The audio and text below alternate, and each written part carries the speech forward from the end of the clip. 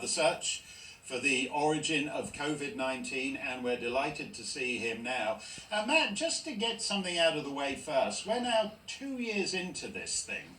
It's if you look at SARS, whatever it was, 15, 16 years ago, the big SARS outbreak from China, generally with something like this, we know how it started, we know how it happened pretty quickly. It doesn't usually take this long, does it?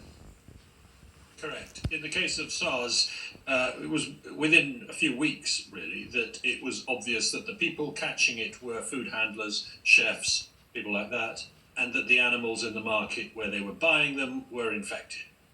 We haven't found a single animal infected with this virus from before the first human case. 80,000 animals have been tested, just can't find it. In the case of MERS, the connection with camels became obvious very quickly. We have much superior technology these days, much faster sequencing, much better diagnosis and detection, and yet we don't know where this came from. 2 years in, that's pretty surprising. And one of the reasons, of course, is that the Chinese authorities have clamped down very hard, very early on, literally about 2 years ago this week. They issued an edict saying no scientist could communicate at all with social media, with anything. And of course that meant that doctors and others weren't able to tell each other to watch out. There are dangerous cases coming in hospitals. So that let the cat out of the bag, let the pandemic develop. But it also meant that we got no direct information about where this came from. And it became more and more obvious that we needed to consider the possibility that the leading virus research laboratory doing work on SARS-like bat-borne coronaviruses in the world by a mile just happened to be in the city of Wuhan.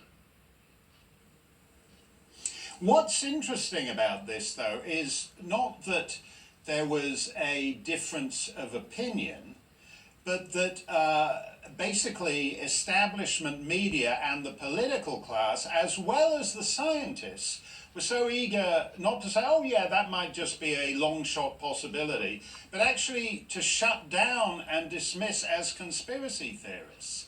We now know from these emails that this was not a good faith objection to the lab lake thesis, but that these were scientists who were prioritizing some sort of international comity above the actual facts.